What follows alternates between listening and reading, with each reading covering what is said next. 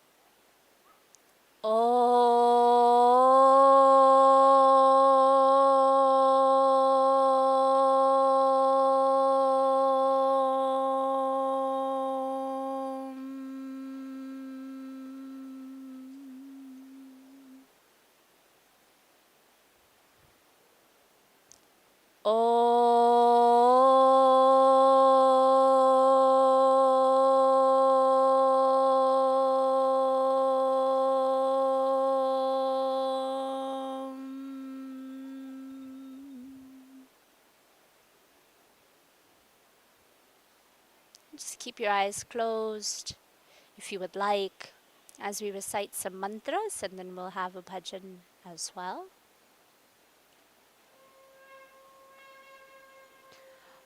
Om Pranashedam Vase Sarvam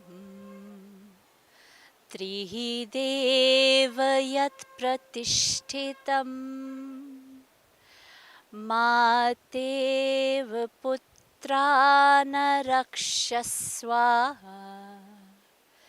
Shrishka Prajneshka Videti Neti. Offering our salutation to Prana. Om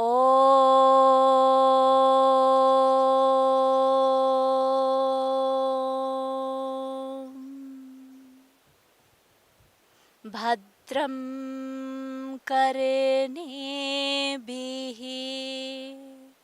Shrunuyama Devaha Bhadram Pashe Makshabiryajatraha Sthirairangaye Shuštuvagam Sastanobihi Yashema Devahitayadayuhu Swasti na Indro Briddhashavaha Swasti na Pusha Vishwavedaha Swasti nastariksho arishtnemihi Swasti no brihaspatir dadhatu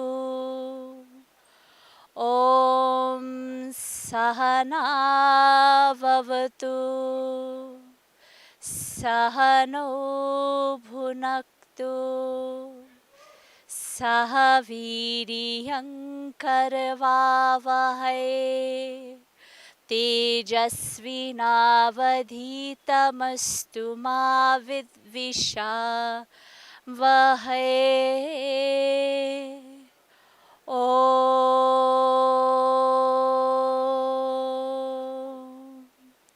Purnamada Purnamidam Purna Purnamudachyate Purnasya Purnamadaya Purnamevavashishyate.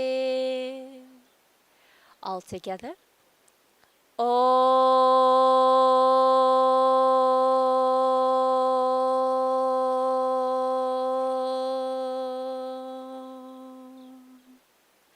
Shanti, Shanti, Shanti.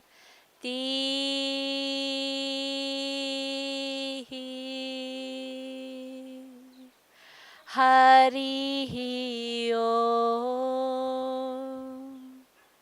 Shri Gurubhyo Namaha.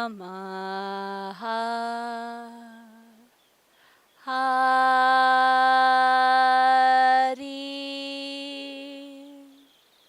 All together.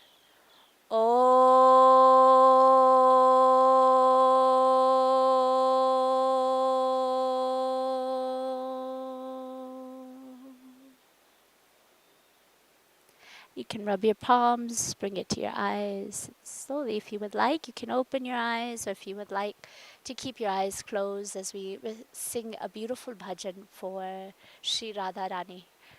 Today begins Radha Ashtami this evening and then into tomorrow morning. So this bhajan is dedicated to Radharani. Radhe Radhe man bole, मन में अमृत रस घोले. राधे राधे मन बोले, मन में अमृत रस घोले. तू ही मेरी आराधना, प्रेममयी है तू साधना. तू ही मेरी आराधना, प्रेममयी है तू साधना. तू जो घूंघट पट खोले, मन में अमृत रस घोले. राधे राधे मन बोले, मन में अमृत रस घोले. बंसी का हर राग है तू ही, जीवन का अनुराग है तू ही.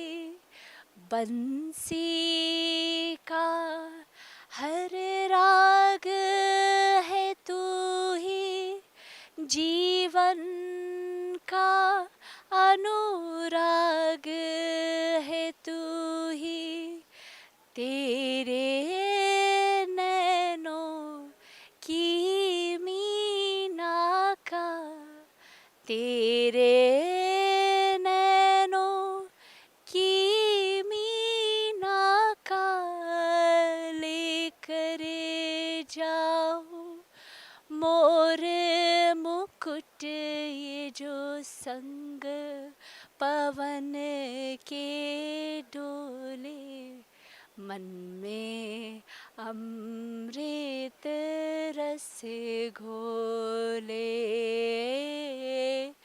राधे राधे मन बोले, मन में अमृत रस घोले. जीवन में अब क्या बाधा है, संग जो मेरे तू राधा है. जीवन में अब क्या बाधा है, संग जो मेरे तू राधा है. निर्धन का तू धन है राधा, निर्धन का तू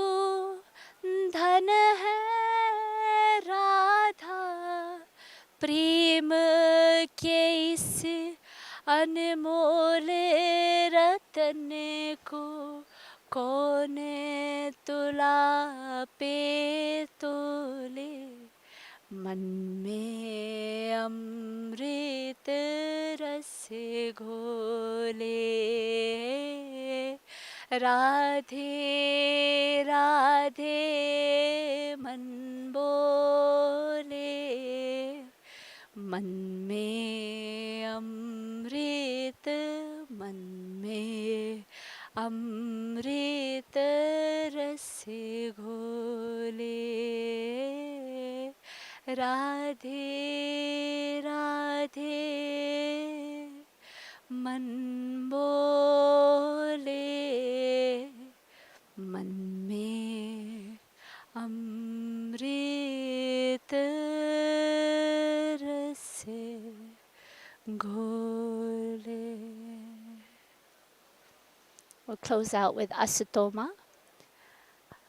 Om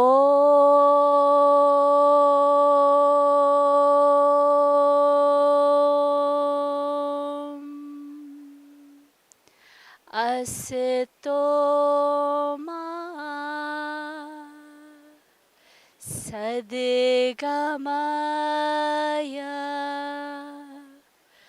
Tamasoma Jyotirgamaya Mrityorma Amritam Gamaya.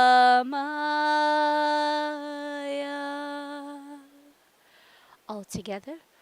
Om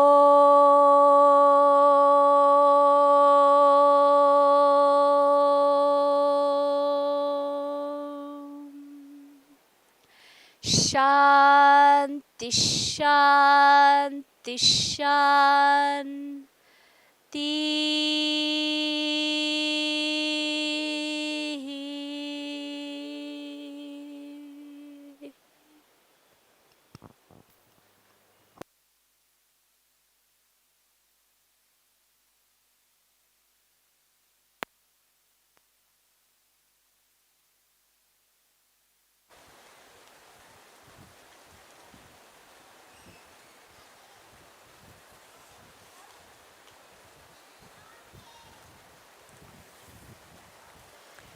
Welcome to our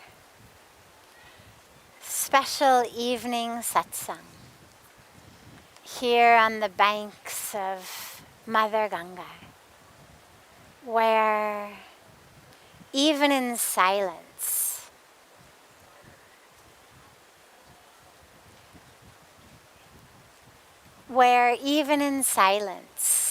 questions are answered. And we have this beautiful time together to be able to dive deeply into truth. So as we miss having all of you sitting right in front of us in the sacred garden, sacred Jopuri, but we now have the opportunity to feel you through the cameras, through the wires, through the energetic waves of the internet. And deep within ourselves to really know that we're together. So we take your questions and we take them with the awareness and the experience of being together in satsang. Even if physically our bodies are thousands of miles apart, when we come together in satsang, we are together in truth. So welcome. Pranam Puja Sadhviji. There is a question that I've been meaning to ask about the difference. Sometimes we have morality and what is right, what is wrong. And then I feel like sometimes reality is very different from morality. And how do we gauge, when things are in that gray zone, how do we gauge ourselves in that? And how is morality different than spirituality? Great. So, first of all,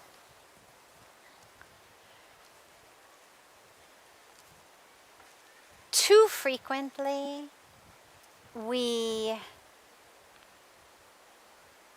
use current reality situations to justify a lack of morality.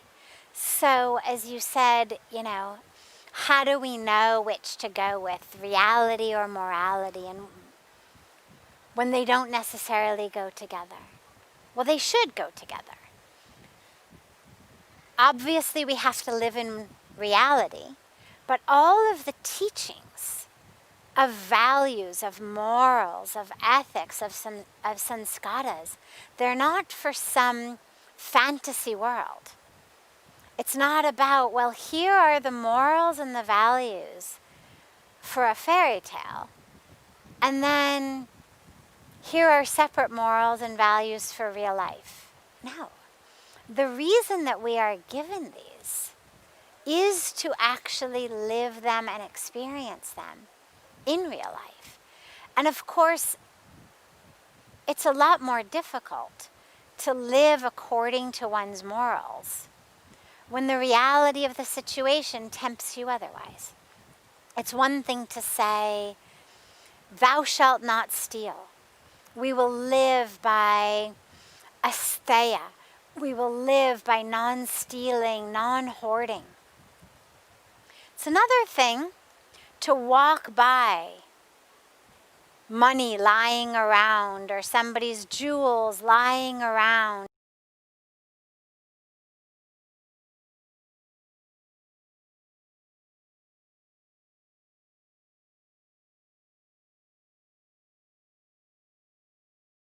Put this temptation in front of me. Not only does it not mean that I should abide by morals, but actually it is a test of my morality. So our morality is that which is there to guide us in our reality. So morality and reality should always overlap. Morality that is purely theoretical is nice. It's interesting. Philosophy is interesting, looking at, different cultures, different times, their morality, sure. But it's just philosophically interesting. Morality is not really powerful or impactful until it intersects with your reality, until you have to live it. So we should always live morality in reality. Now, that being said, when we are speaking purely theoretically about morals, we have very specific rules.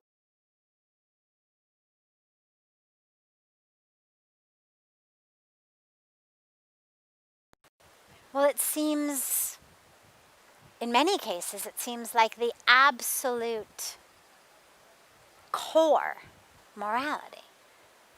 Ahimsa, nonviolence, is the very first of the yamas, the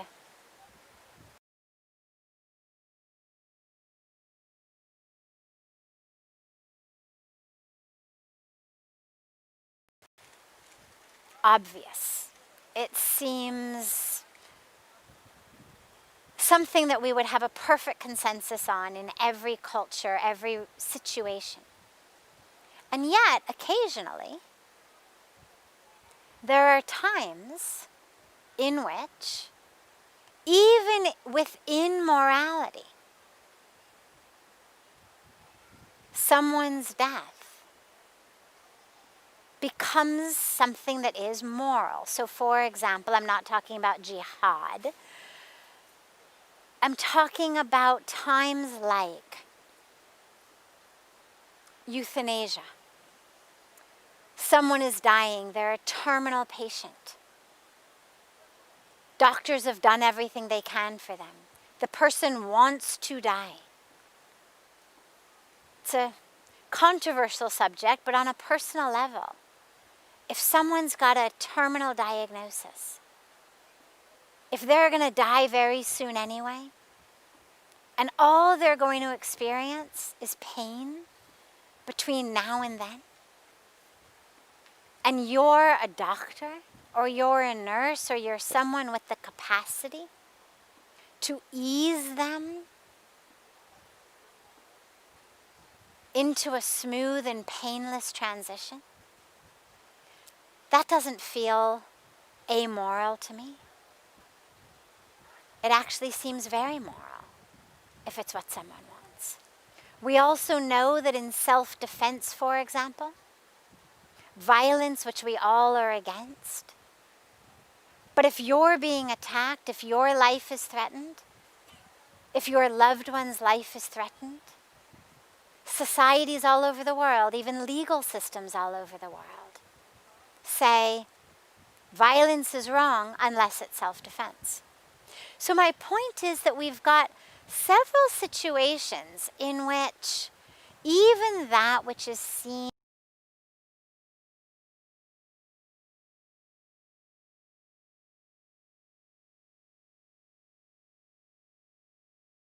all of satsang time today, we could come up with a dozen different examples easily in which actually the most moral thing to do is to go against what our morality is. Imagine that you were living in the time of the Holocaust, and imagine that your Jewish neighbors had come to your house asking for refuge, and you hid them in your closet, and suddenly there's a knock on the door, and the Nazi soldiers are at your door, and they say, "Do you have any Jews inside?" Well, clearly, in a case like this, lying is by far the most moral option. Now, we may be deep, ardent yogis. We may have vowed satya, truthfulness. We may have vowed in our morals and our ethics never to lie under any circumstances. We may even be one of those who doesn't even tell a white lie. If someone says, "Do I look ugly?" we may be one of those who say, "Yeah, you really don't look so good." We may be a hardcore, truth at all costs person. But if you've got a heart, and a Nazi soldier stood on your doorstep and said, "Do you have Jews inside?" you'd lie.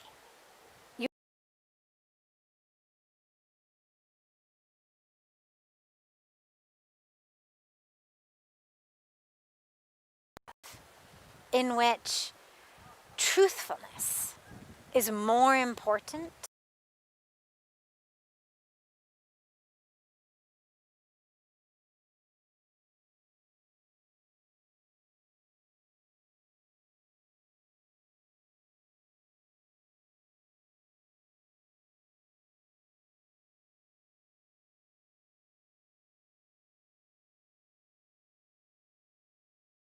at the time. And this is where our moral code, rather than being rooted in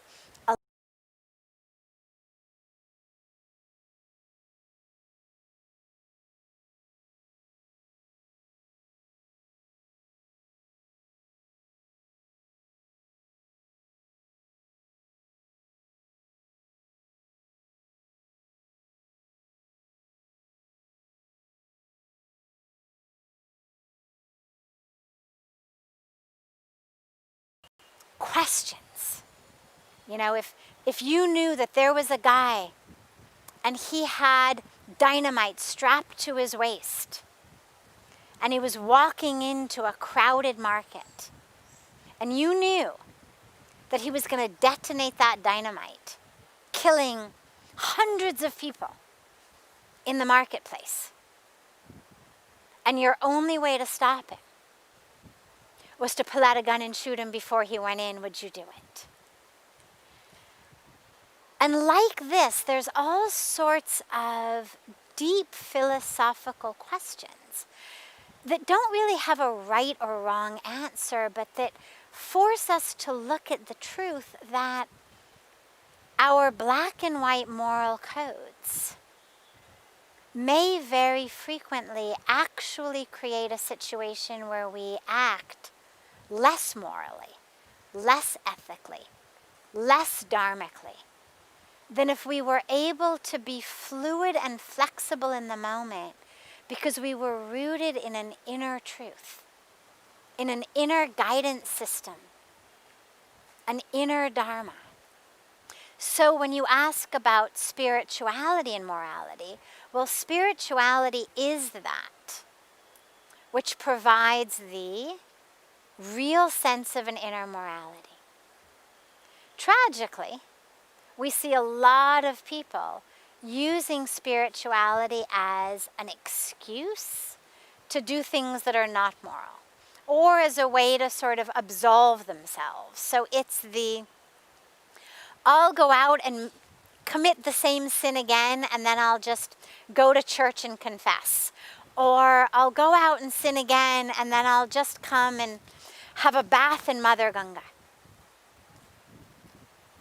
That's not what spirituality is for. It's not a get out of jail free card. It's not, I'll just do some puja in the mandir, go to confession, have a bath in Ganga, and then I can do whatever I want. Spirituality serves as that which internally makes us know what is moral, what is ethical in this moment. What is the most dharmic thing to do in this moment? And it may be the same thing that I would have thought years ago, and it may actually be different. But spirituality is that which gives me that knowing. The Bhagavad Gita and the war of the Mahabharata, the whole epic of the Mahabharata, is full of situations that if you pulled them out of context and you changed everybody's names and you changed all the details except the core moral question, and you said, is this right? Is that right? In many cases we'd say no. But it requires the context of the entire situation to know that it actually is the right thing to do. So lastly, do not think that spirituality absolves you from morality. When spirituality fills us with ego, when spirituality fills us with blindness, that because I am this or I am that, or I do this much puja, or I chant this many mantras, that somehow I'm absolved, or that Ganga is going to absolve me. No. All the baths in Ganga, all the pujas, all of that, it's about transforming my way of thinking, such that when I emerge from Ganga, who I am is different, such that I wouldn't do again what I did before. That's where we get absolved, because we become free of that ignorance that led us to commit the sin.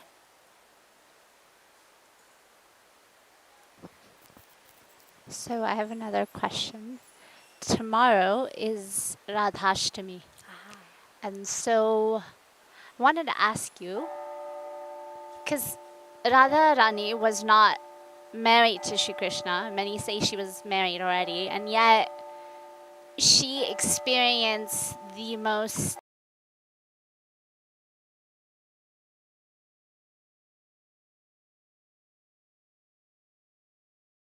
like the Ras Leela, because out of everything, that is kind of like the nectar of love. And there's a garden in Vrindavan where it's said that if you go in the night, like people don't come out sane after that, because that was where the Ras Leela happened. And in mainstream, there's a lot of like lightness to Ras Leela because there isn't that drishti. Like there's been a song in Bollywood about just, if Krishna does it, it's something. If I do it, then my character is judged. Well, Krishna was Krishna. And so I wanted to ask you, about like what makes Radha Radha and why she was able to experience that pure divine form of love, and who we need to be, or what we would need to do to be able to experience that form of love. Maybe we can't go into the garden, but something that we can experience that. Beautiful. Radha and Radhashtami. So, Radha is the embodiment of devotion, the embodiment of purity, the embodiment of total surrender.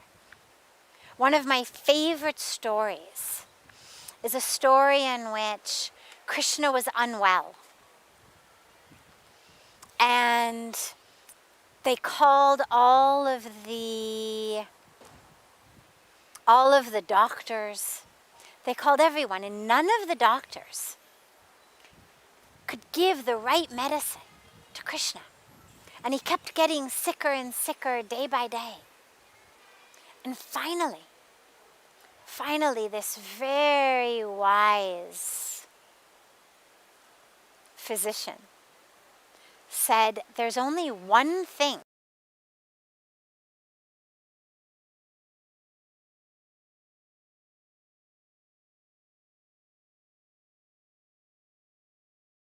naturally. They thought, oh, very, very easy. Yes, we'll easily. Krishna has so many devotees. We'll get dust of their feet easily. And so they went from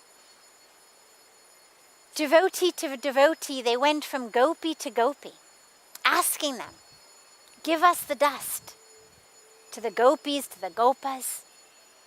Somebody, one of the devotees, give us the dust of your feet.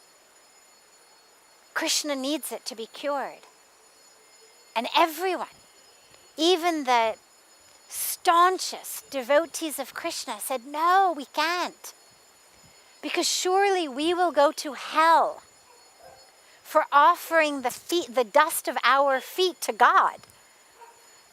How can you possibly offer the feet, not even the feet, the dust of the feet to God?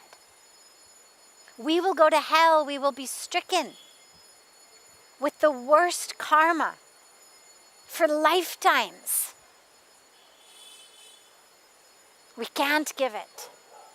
And when they went to Radha, she said, yes, yes, of course, take it fast, so that my beloved Krishna can be healed. And they said, but Radha, aren't you afraid? All of the other gopis and gopas and devotees, everybody was so afraid of going to hell for offering the dust of the feet to the Lord. And Radha said, I don't care. I don't care if I have to go to hell. I don't care what kind of bad karma I might get. Nothing matters. If I can offer anything to my Lord, that for me is heaven.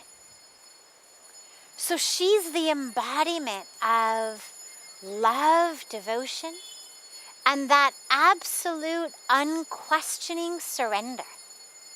Whatever God asks of me, whether it's in line with what I think I should be doing. I mean, it's one thing to be a devotee who's singing and dancing with God. It's one thing to be a devotee who's sitting in the grass listening to the Lord sing and play his flute. It's another thing to be doing that for God, which you think is going to end up sending you to hell, that is going to cause difficulty for you. And this is where Radha is that perfect embodiment of surrender. Whatever my Lord needs, whatever God wants of me, it's fun, great. It's not fun, no problem.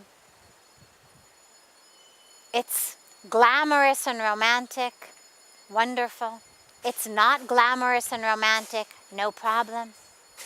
It's what I always envisioned offering to God, wonderful. It's not what I envisioned offering to God, no problem. That's the surrender. And that's what enabled her to be that one. And you're right, she wasn't the wife. And it's so interesting, we never say Rukmini Krishna. We say Radha Krishna.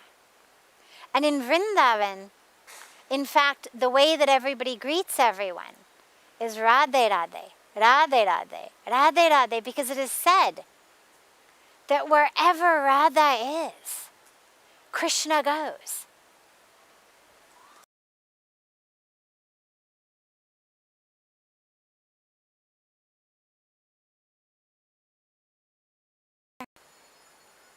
But where Radha is, that love, that devotion is what pulls him. And this is where, for all of us, it's about how do we attain that. And really it has to do with the surrender. It has to do with that purity. And as you asked about, men saying, oh, I do it and it's wrong, but Krishna does it and it's right. Well, there's actually a beautiful story from Puja Swamiji's childhood that I love. True story. His mother, when he was very, very young, had taken vows of brahmacharya, vows of celibacy. And when he was older, not that much older, it was before he had left the home and gone to the jungle, so he was still only maybe, say, 7 or so. They used to sleep on the rooftop in the night, in the summertime. And one night he woke up and he was thirsty and he went downstairs for a glass of water. And his mom was sleeping in the bedroom, but his father, with all of the kids, was sleeping on the roof. But when he went down to get water, his dad was knocking on his mom's door. And Puja Swamiji said, at that time I didn't really understand what was going on. It was only many years in retrospect that I understood what happened that night.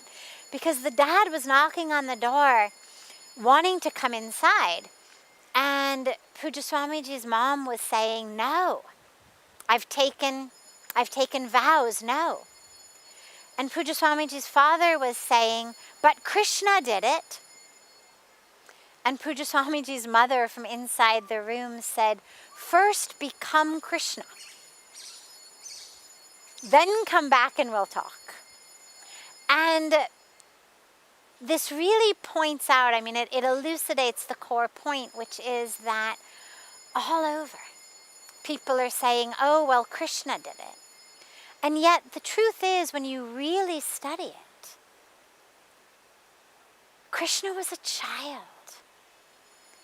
The Ras Leela, this is not sex.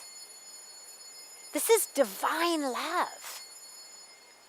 Radha was prepubescent. Krishna was a child. This was not, in the paintings, in the imagery that we have, yes, we typically have images of more adult forms. But actually when you study it, they were children. This was not love and lust of the body. This was not sex and sensual pleasure. This was coming together. The lover, the beloved, becoming one.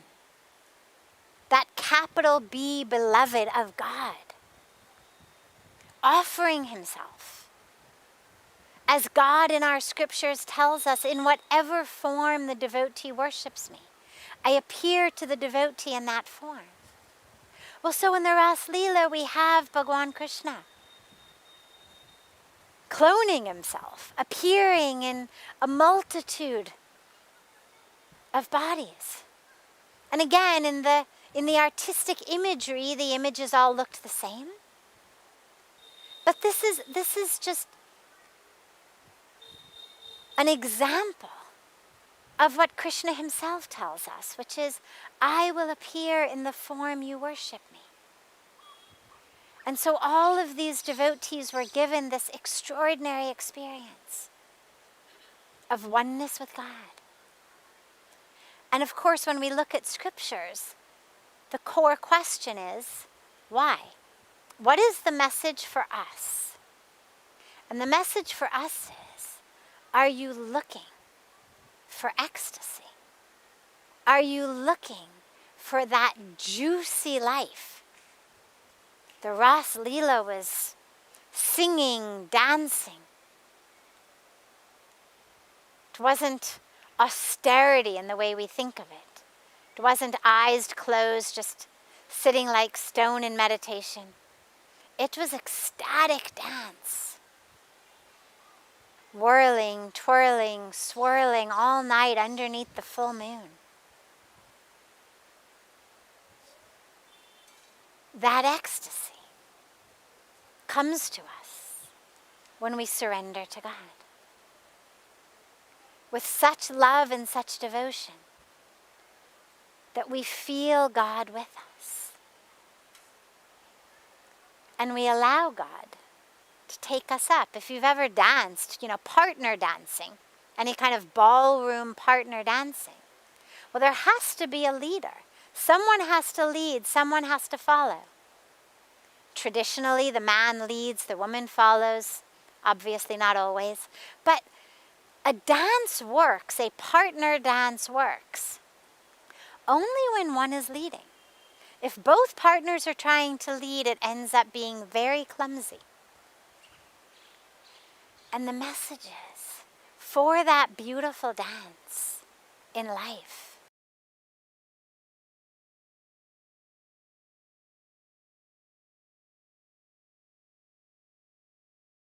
God is waiting.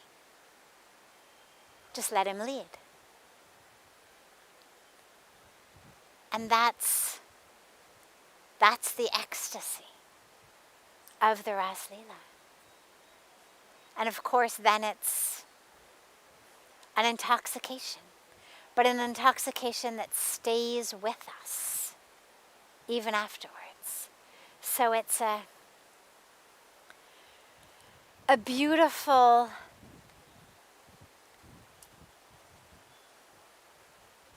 opportunity to embrace. I was going to say to aspire for, but we don't even really need to aspire. It's there for us. We just have to be open to it. What Radha was, it's not about her skin was a different shade. It's not about her body measurements were different. It's not about the money in her bank account or the caste of her family members. It's not about what she achieved. It's that surrender. It's that total love, total devotion, total surrender to God. And so as we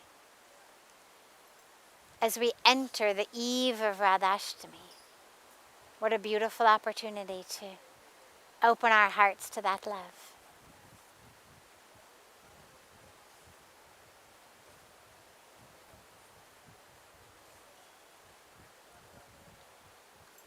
Have a a beautiful, beautiful evening. And tomorrow morning, Radhashtami morning, just wake up and ask God. Ask God for only one blessing tomorrow. One blessing. Oh God, bless me that I may love you more. Bless me that I may love you more fully. Bless me that I may be more open, more surrendered to you. Just bless me with that love, that devotion, that surrender. Because if we just can become Radha, then Krishna is there.